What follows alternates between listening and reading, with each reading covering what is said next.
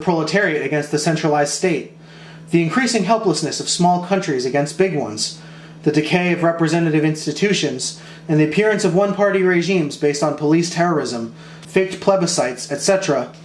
All these things seem to point in the same direction. Burnham sees the trend and assumes that it is irresistible. Rather, as a rabbit fascinated by a boa constrictor might assume that a boa constrictor is the strongest thing in the world. When one looks a little deeper, one sees that all his ideas rest upon two axioms which are taken for granted in the earlier book and made partly explicit in the second one. They are that A, politics is essentially the same in all ages, and that B, political behavior is different from other kinds of behavior. To take the second point first, in The Machiavellians, Burnham insists that politics is simply the struggle for power. Every great social movement, every war, every revolution, every political program, however edifying and utopian, really has behind it the ambitions of some sectional group which is out to grab power for itself. Power can never be restrained by any ethical or religious code, but only by other power. The nearest possible approach to altruistic behavior is the perception by a ruling group that it will probably stay in power longer if it behaves decently. But curiously enough, these generalizations only apply to political behavior, not to any other kind of behavior. In everyday life, as Burnham sees and admits, one cannot explain every human action by applying the principle sui bono. Obviously, human beings have impulses which are not selfish. Man, therefore, is an animal that can act morally when he acts as an individual, but becomes unmoral when he acts collectively.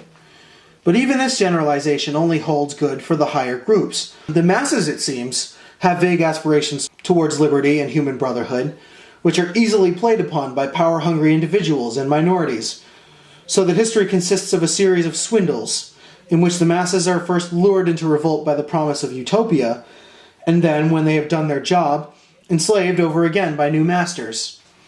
Political activity, therefore, is a special kind of behavior, characterized by its complete unscrupulousness and occurring only among small groups of the population, especially among dissatisfied groups whose talents do not get free play under the existing form of society. The great mass of the people, and this is where axiom B ties up with axiom A, will always be unpolitical. In effect, therefore, humanity is divided into two classes, the self-seeking, hypocritical minority, and the brainless mob whose destiny is always to be led or driven, as one gets a pig back to the sty by kicking it on the bottom or by rattling a stick inside a swill bucket, according to the needs of the moment. And this beautiful pattern is to continue forever. Individuals may pass from one category to another, whole classes may destroy other classes and rise to the dominant position, but the division of humanity into rulers and ruled is unalterable. In their capabilities, as in their desires and needs, men are not equal. There is an, quote, iron law of oligarchy, unquote, which would operate even if democracy were not impossible for mechanical reasons. It is curious that in all his talk about the struggle for power, Burnham never stops to ask why people want power. He seems to assume that power hunger, although only dominant in comparatively few people, is a natural instinct that does not have to be explained, like the desire for food. He also assumes that the division of society into classes serves the same purpose in all ages. This is practically to ignore the history of hundreds of years. When Burnham's master, Machiavelli, was writing, class divisions were not only unavoidable, but desirable. So long as methods of production were primitive, the great mass of people were necessarily tied down to dreary, exhausting manual labor. And a few people had to be set free from such labor, otherwise civilization could not maintain itself, let alone make any progress. But since the arrival of the machine, the whole pattern has altered. The justification for class distinctions, if there is a justification, is no longer the same, because there is no mechanical reason why the average human being should continue to be a drudge. True, drudgery persists, class distinctions are probably re-establishing themselves in a new form, and individual liberty is on the downgrade. But as these developments are now technically avoidable, they must have some psychological cause which Burnham makes no attempt to discover.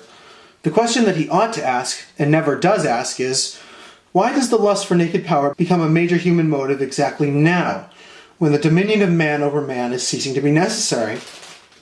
As for the claim that quote-unquote human nature, or quote-unquote inexorable laws, of this and that make socialism impossible, it is simply a projection of the past into the future.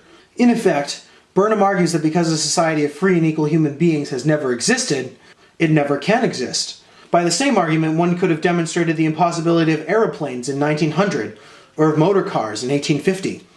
The notion that the machine has altered human relationships, and that in consequence Machiavelli is out of date, is a very obvious one. If Burnham fails to deal with it, it can, I think, only be because his own power instinct leads him to brush aside any suggestion that the Machiavellian world of force, fraud, and tyranny may somehow come to an end. It is important to bear in mind what I said above, that Burnham's theory is only a variant, an American variant, and interesting because of its comprehensiveness, of the power worship now so prevalent among intellectuals. A more normal variant, at any rate in England, is communism. If one examines the people who, having some idea of what the Russian regime is like, are strongly Russophile, one finds that on the whole, they belong to the quote-unquote managerial class of which Burnham writes. That is, they are not managers in the narrow sense, but scientists, technicians, teachers, journalists, broadcasters, bureaucrats, professional politicians. In general, middling people who feel themselves cramped by a system that is still partly aristocratic and are hungry for more power and more prestige. These people look towards the USSR and see in it, or think they see, a system which eliminates the upper class, keeps the working class in its place, and hands unlimited power to people very similar to themselves. It was only after the Soviet regime became unmistakably totalitarian that English intellectuals, in large numbers, began to show an interest in it.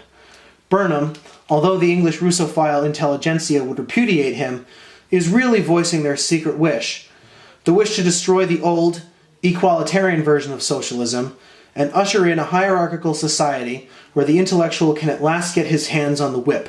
Burnham, at least, has the honesty to say that socialism isn't coming.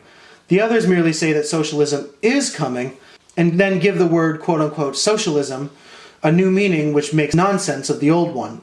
But his theory, for all its appearance of objectivity, is the rationalization of a wish. There is no strong reason for thinking that it tells us anything about the future, except perhaps the immediate future. It merely tells us what kind of world the quote-unquote managerial class themselves, or at least the more conscious and ambitious members of the class, would like to live in. Fortunately, the quote-unquote managers are not so invincible as Burnham believes. It is curious how persistently, in the managerial revolution, he ignores the advantages, militarily as well as social, enjoyed by a democratic country. At every point, the evidence is squeezed in order to show the strength, vitality, and durability of Hitler's crazy regime. Germany is expanding rapidly, and, quote, rapid territorial expansion has always been a sign not of decadence, but of renewal, unquote. Germany makes war successfully, and, quote, the ability to make war well is never a sign of decadence, but of its opposite, unquote. Germany also, quote, inspires in millions of persons a fanatical loyalty. This, too, never accompanies decadence, unquote.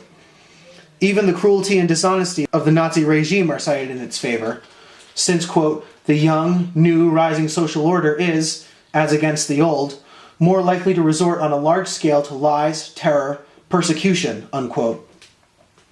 Yet within only 5 years, this young, rising social order had smashed itself to pieces and become, in Burnham's usage of the word, decadent.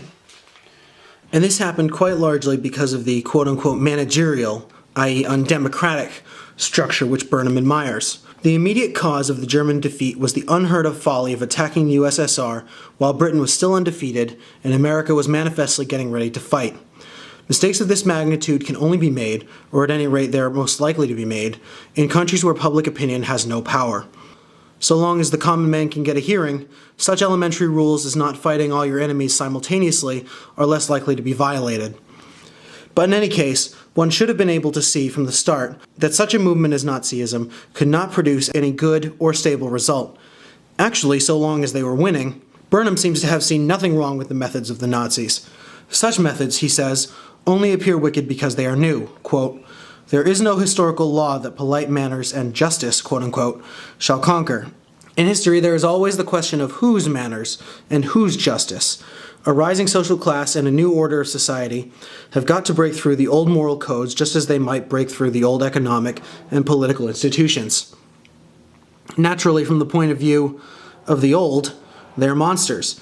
If they win, they take care in due time of manners and morals." Unquote. This implies that literally anything can become right or wrong if the dominant class of the moment so wills it. It ignores the fact that certain rules of conduct have to be observed if human society is to hold together at all. Burnham, therefore, was unable to see that the crimes and follies of the Nazi regime must lead by one route or another to disaster. So also with his newfound admiration for Stalinism. It is too early to say in just what way the Russian regime will destroy itself. If I had to make a prophecy, I should say that a continuation of the Russian policies of the last 15 years, and internal and external policy, of course, are merely two facets of the same thing, can only lead to a war conducted with atomic bombs, which will make Hitler's invasion look like a tea party. But at any rate, the Russian regime will either democratize itself or it will perish. The huge, invincible, everlasting slave empire of which Burnham appears to dream will not be established, or, if established, will not endure, because slavery is no longer a stable basis for human society. One cannot always make positive prophecies, but there are times when one ought to be able to make negative ones. No one could have expected to foresee the exact results of the Treaty of Versailles, but millions of thinking people could and did foresee that those results would be bad. Plenty of people, though not so many in this case, can foresee that the results of the settlement now being forced on Europe will also be bad. And to refrain from admiring Hitler or Stalin, that too should not require an enormous intellectual effort. But it is partly a moral effort.